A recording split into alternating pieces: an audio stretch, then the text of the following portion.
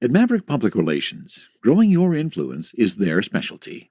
NPR works with remarkable companies in the cannabis industry to deliver exceptional results. Experience big agency expertise and outstanding client service delivered by seasoned and knowledgeable experts.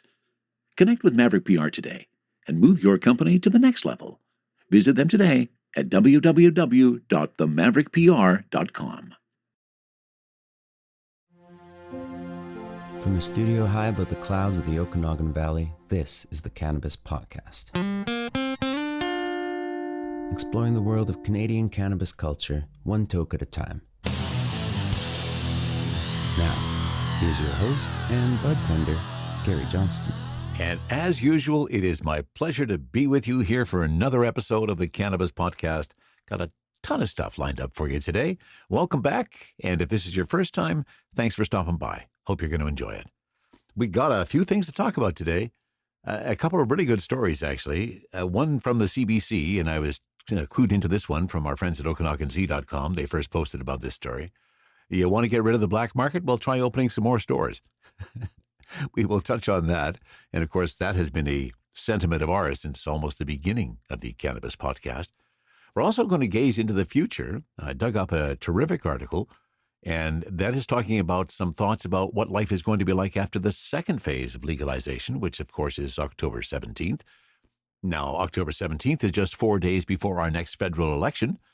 We're not going to spend a whole lot of time talking about politics on the Cannabis Podcast, but some, I thought, exciting news from one of those political parties. We'll touch on that a little bit later. I do have another Cultivar Corner lined up for you. We're going to sample some White Widow from Cannaca this week.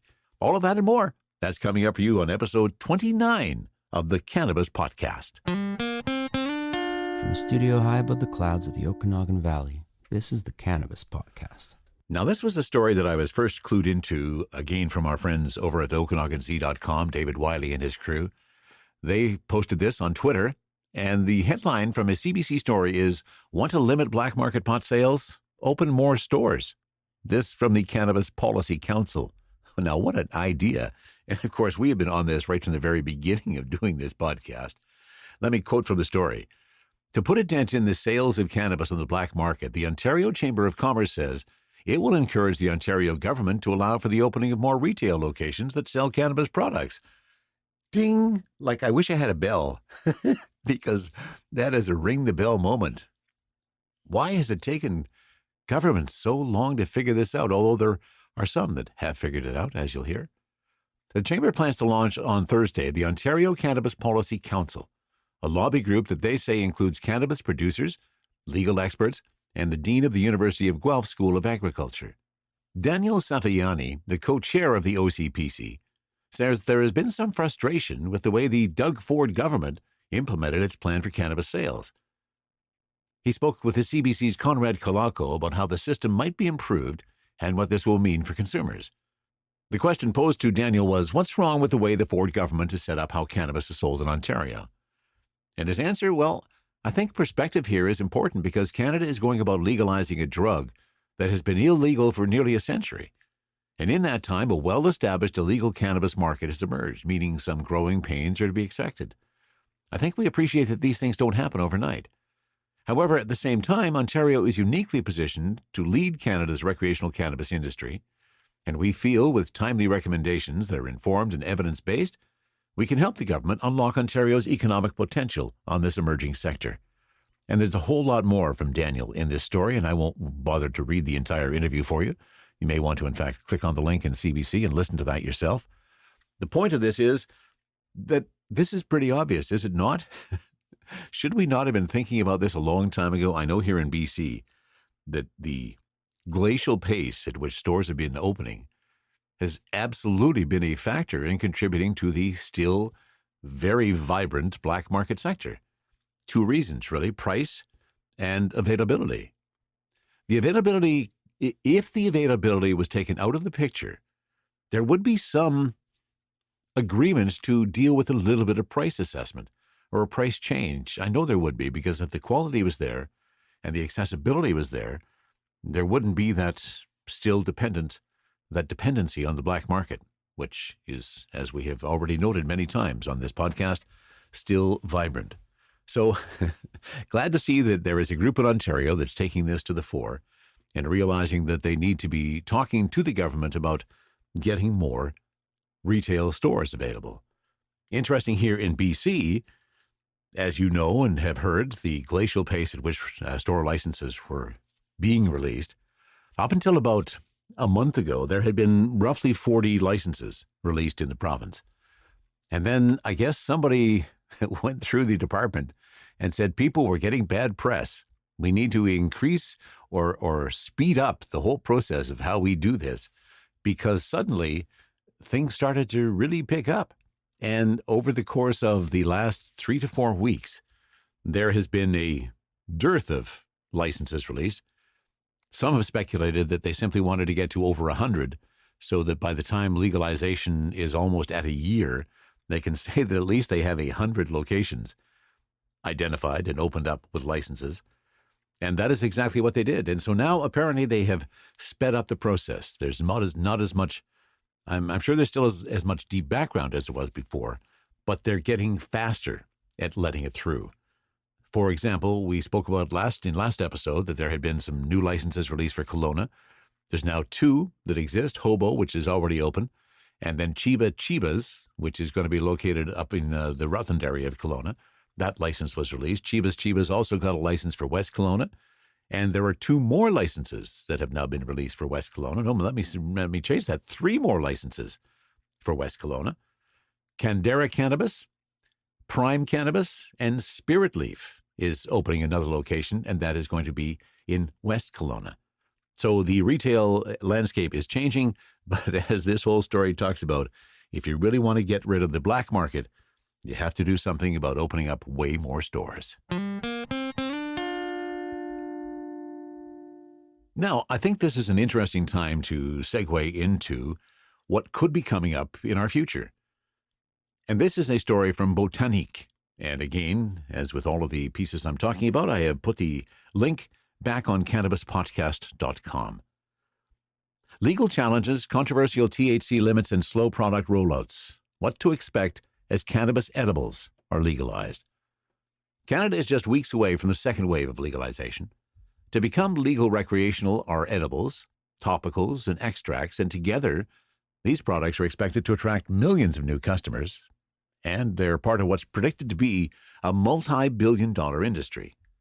But Cortland Sandover-Sly said he sees a lot of misconceptions about how the rollout is going to go, such as when products will actually hit shelves. And we've chatted about this before as well.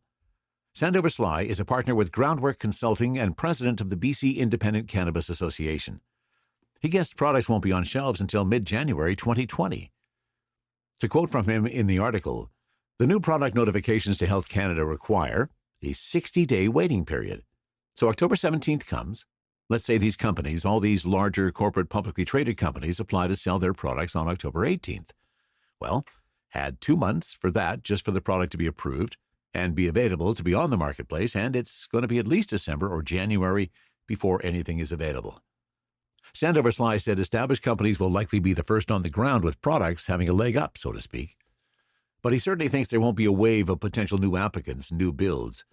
He thinks a lot of people would love to own a cannabis bakery or candy processing facility, so there will be a lot of interest in initial inquiries, but there won't be a way in because the conditions are in place. Building and applying for a license. Starting a $5 million bakery, you've got to build the $5 million bakery and then get licensed. It's still real work, exactly like cultivation. Sandover-Sly guessed that 6 months to a year after October 17, 2019, there may be only a handful of products available in the legal market, and that it would take about 5 years to get a really good offering of edible products on the shelves. Online, the second wave of products to be legalized are the ones blowing off the shelves, said Andrew Gorton of cannabis retailer Cairo.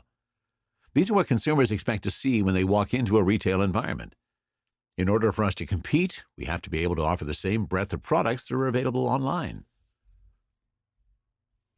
Gordon and Sandover-Sly both agree that more education is crucial through the second wave of legislation. While governments tend to take a punitive approach in its cannabis education efforts focused on impaired driving and other safety issues, retailers must focus on positive messaging, said Gordon. He understands that the government has to take a public health and safety approach, And a lot of that's around what not to do. But we're going to promote what you can do and why there is benefit and how you can transition out of more toxic elements like alcohol into something more benign and beneficial like cannabis. Sharing the research and information, creating a community of support around people so they feel empowered to go out and advance this message in a credible and authentic way. Similar to the first wave of legalization that was enacted last year, there's a lot of public education and a lot of catching up to do for the Canadian public. Jenna Valeriani, CEO of Niche Canada, said what's missing in the country so far is a conversation and education around what standard dose looks like. And that's important because in the proceeding regulations for edibles, they're talking about a limit of 1 milligram per edible and 10 milligrams per package.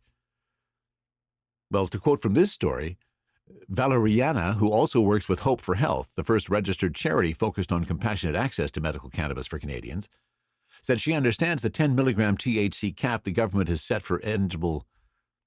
Said she understands the 10 milligram THC cap the government has set for edible cannabis products. That's probably leaning on other jurisdictions that have legalized cannabis, mostly Colorado, Valeriani mused. In Colorado, they actually consider the 10 milligram limit a standard dose, which I think is very high.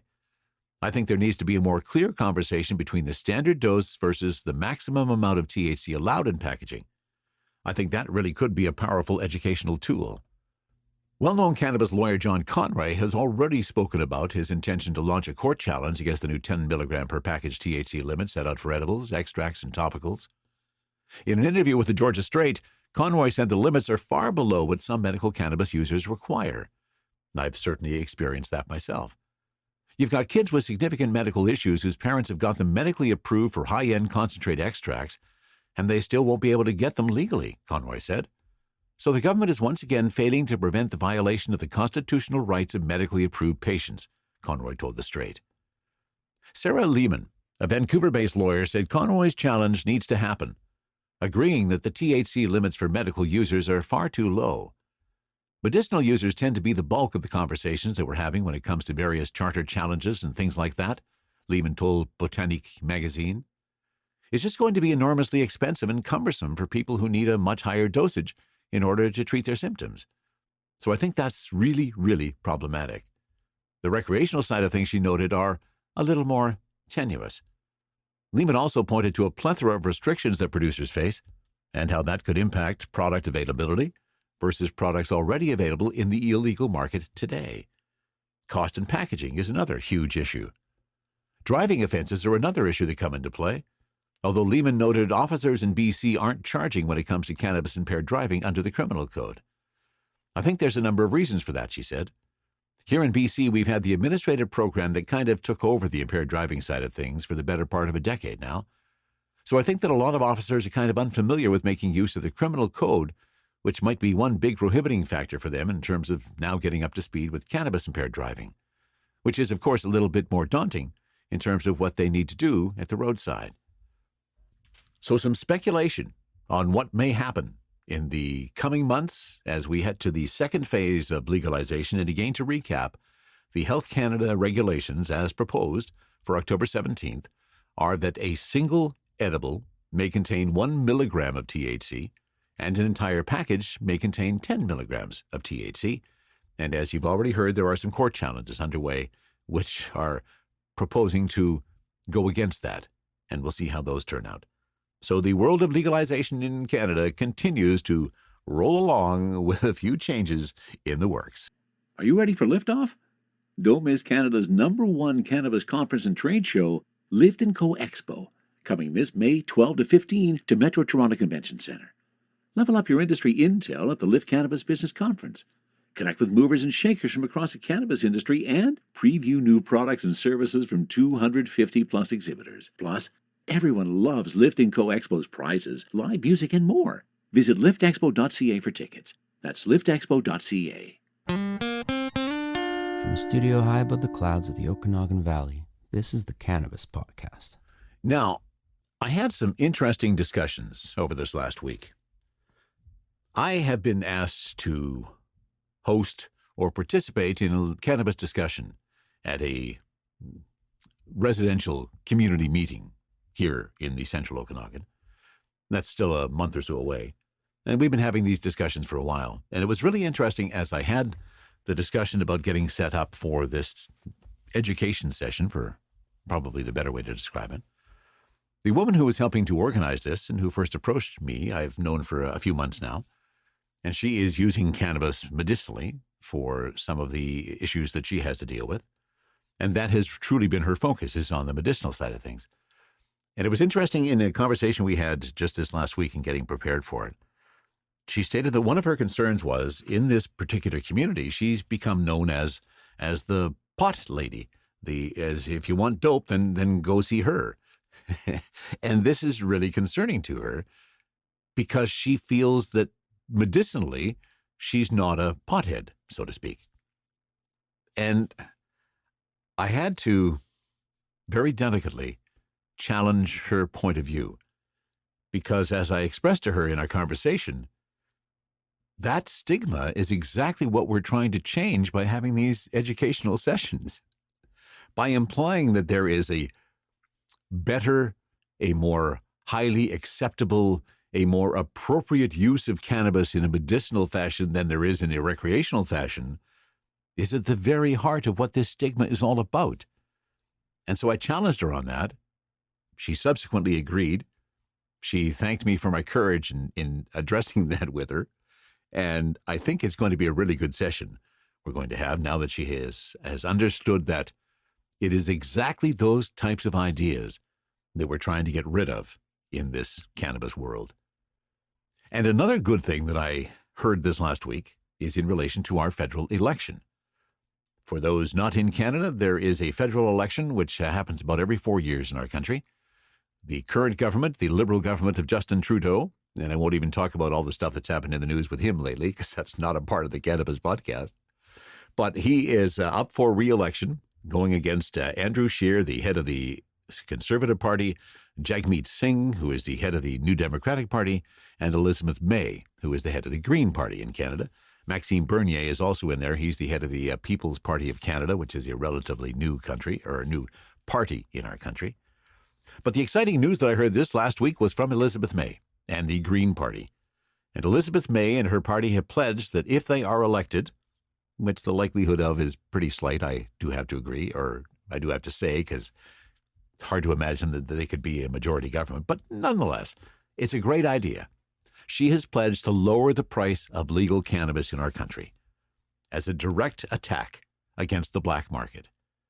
And why that hasn't been discussed by other people in our country, I have no idea, because to me, that is the heart of the issue. Well, two issues. We've already talked about the one, the retail fact that you cannot access any cannabis because the retail locations are not open. But the pricing is also another huge issue in relation to cannabis in our country. So good on Elizabeth May and the Green Party pledging to work to lower the price of legalized cannabis, reduce some other restrictions, remove the restrictions on some of the ridiculous packaging that has occurred in our legalized world as well. So good on the Green Party for those ideas. I think those are some fantastic ideas that are going to make legalization much better in our country.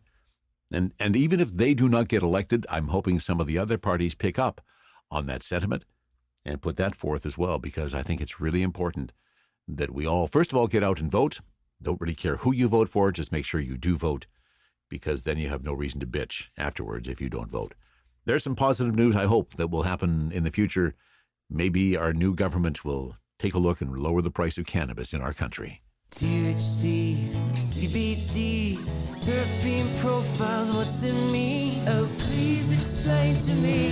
Cultivar Corner, Cultivar Corner, oh yeah. Cultivar Corner, please explain this stuff to me. All right, welcome back to Cultivar Corner. It's been a couple of episodes since we made a stop at Cultivar Corner, and I'm pleased to say we're back.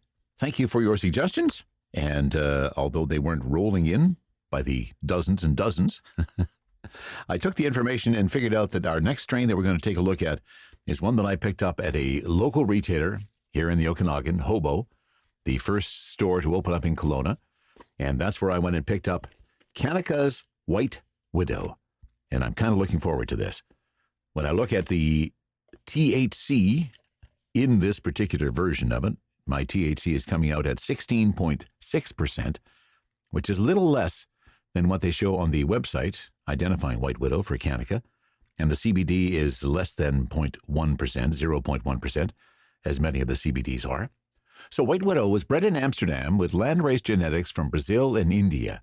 Cannaca White Widow features an earthy flavor profile, delivers a terpene profile of limonene, caryophyllene, and myrcene, known for its purity, potency, and strength. Well, will be the deciding factor on that one. And I have to say, I was pleasantly surprised when I picked up this package from Hobo. First of all, this was packaged on August 2nd of 2019. It was not packaged over a year ago. And does that ever make a difference in the quality and the freshness of the cannabis? This has a beautiful aroma, is not dark brown, and I cannot squeeze the bud and turn it into dust. It does have sufficient moisture level that I can actually grind it with my fingers, but it takes a little bit of work. And I kind of like that. So I love the flavor profile of it.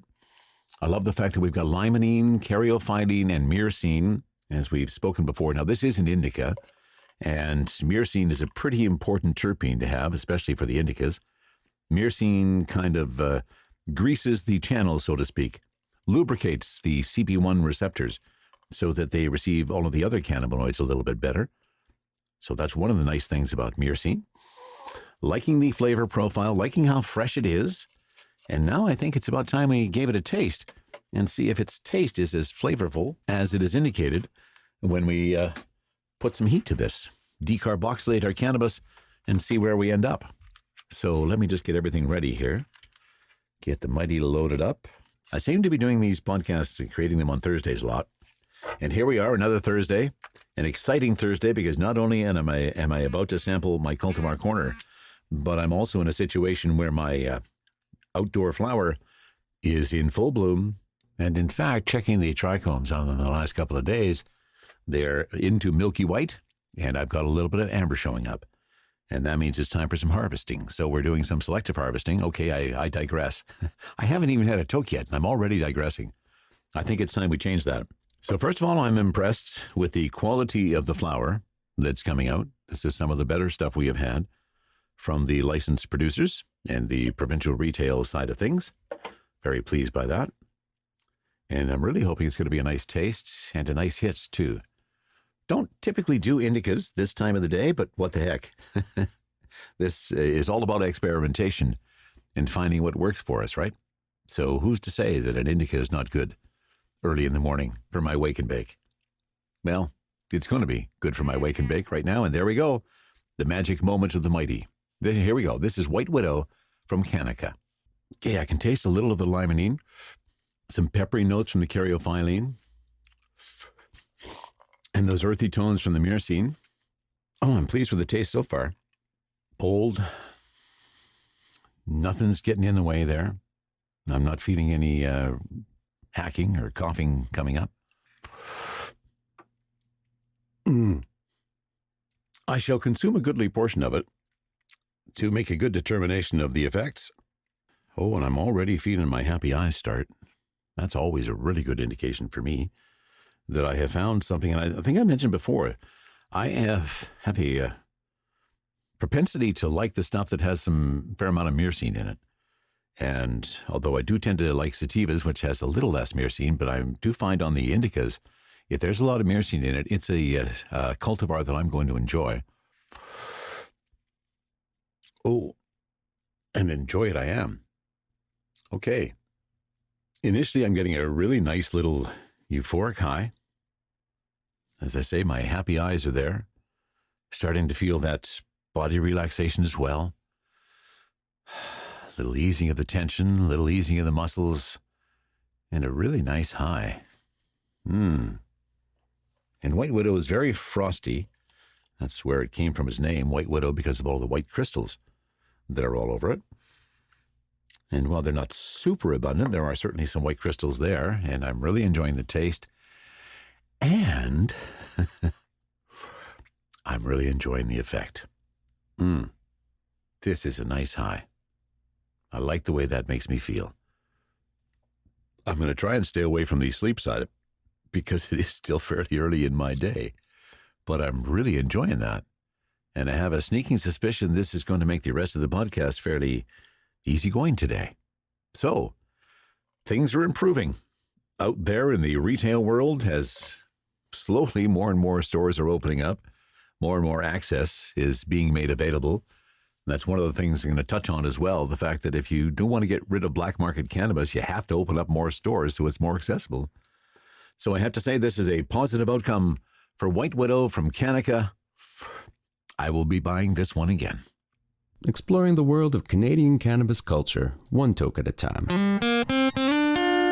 This is the Cannabis Podcast. And speaking of one toke at a time, I've just taken care of that. Let me finish up with some interesting piece that I found.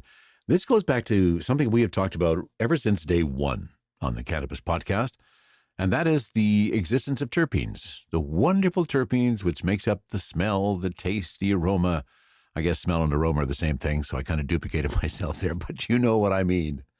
And I've long been calling for the fact that we need to know what terpenes are in our cannabis. Simply, and while many places, like Spirit Leaf, when we went out to purchase from there, and Hobo, do indicate the terpenes that are in each strain, what we don't have is the details of how much of that terpene there may actually be within each strain of cannabis. And I came across a tweet on Twitter this last week from @VapeTheBud. Shane's his name. Appreciate the information, Shane. Hope you don't mind me ripping off your tweet. I have posted a link to Shane's tweet back on CannabisPodcast.com. And this was something that he experienced when he was down in Vegas. And his whole point is that he thinks licensed regulators and producers should tell us what cannabinoids and terpenes are in our cannabis. What he has posted is a label from a dispensary out of Vegas. This was for a strain called Wedding Cake, which is a hybrid. And here's all the details on the label. Not only do we know that it was a 1 gram PR and that it was a flower, we also know when it was harvested, which was on May 6th of 2019. And here's the real details in terms of the cannabinoids. THC, 24.44%. 0 CBD, 0 CBN. And then when we dive into the terpenes, and then the really cool part is it tells us how many milligrams of each terpene are in this 1 gram of cannabis. For example, on this particular label, myrcene, 14.11 milligrams per gram. Beta-caryophyllene, 10.05 milligrams per gram, and limonene at 4.75 milligrams. So we can clearly see that myrcene is the most predominant terpene in this, which would make Wedding Cake a pretty darn good indica, I'm thinking. That's what I would like to see on all of our labels. I'd like to have that kind of label and that kind of a detail so that when we're trying to figure out which of the various terpene combinations work for us, we can have some specifics and we can duplicate those in the future. So thanks for posting that, Shane, @VapeTheBud on Twitter. Appreciate you posting that information. That's information that all of us can benefit from, I think. And that about wraps it up for episode number 29. And next week, we will see if we can locate another cultivar for Cultivar Corner, dig up some more interesting stories about cannabis. Always interested in your opinions. Be sure to let me know at info@cannabispodcast.com. And ladies and gentlemen, that wraps it up for episode number 29 of the Cannabis Podcast.